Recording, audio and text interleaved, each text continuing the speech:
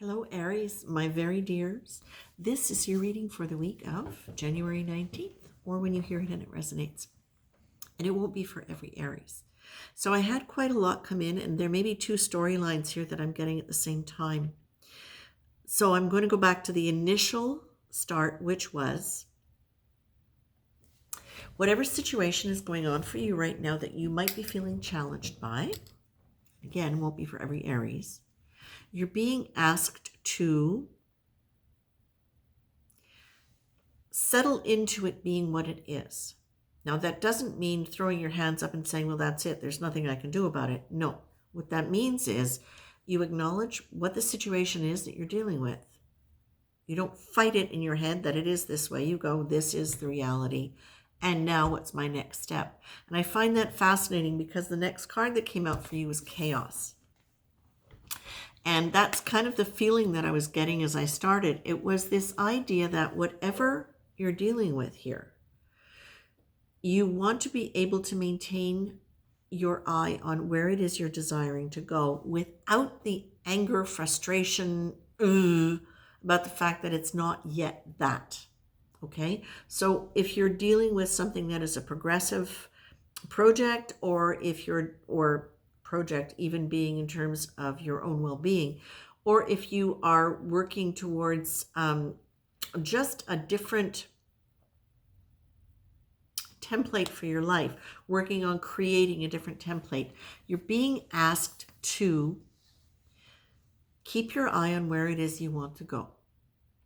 Don't fight what it is, but to understand that when systems fall apart, or when you're in the process of dismantling and changing systems, a lot of energy is released, and that energy can be guided by your intention to where you would like it to manifest. But you're also being told now is the time for you to let go of whatever resentments might have been holding you into that old place. What does that mean? Holding you into that old place, holding you into the place of resistance around things not being the way you would like.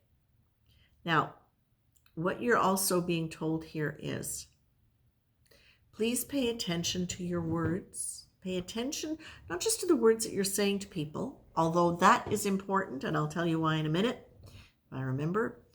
But they're saying check in, because sometimes we get into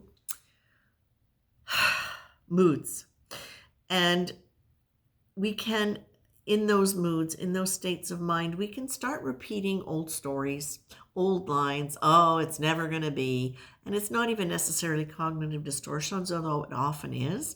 But it can also be things like, why are you saying it? I'm so sad that. Well, maybe you've been sad for X number of years, but are you really actually sad now? And this is important for all of us right now. I'm getting this now, that this is important for all of us right now, to really watch it is what we are saying, and to speak truth to what our feeling actually is in this moment, so that we're not recreating. That doesn't mean that you should blow off like a gasket if you're upset with somebody. It means that you should acknowledge the fact that you're upset with somebody, and then deal with it from another place. Deal with it from a place of higher consciousness, forgiveness, acknowledging that there are other things going on with them, for them. Can you be curious? Can you be compassionate? Can you be all of those things that kind of get all rolled up into forgiveness, and for yourself as well? But it feels to me, I'm saying the word but quite a bit, but it feels to me as though for some of you, there is potentially a need to forgive someone who is not cooperating, and perhaps potentially creating some of the chaos. But look for your own mind too, with what you're saying that is not really true to your feelings.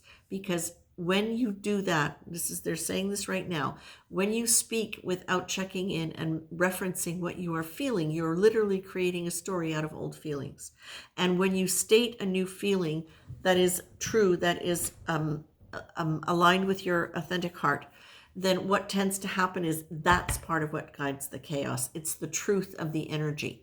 So whether you say it out loud or not, or whether you just clarify in your own self what it is you really genuinely feel, it's going to be really powerful in helping you move through whatever transitional state you're in, especially when you support it with the idea of, and my intention is this, I'm not going to fight being the way it is. I will work with the way it is to make it more.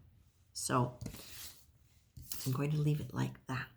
When I say I have to correct something, to make it more, to stay engaged with it in a way that is appropriate to the outcome I would like, and also keeping me in a state of well-being and calm. There you go. Okay? That's it, my very dear Aries. Take care.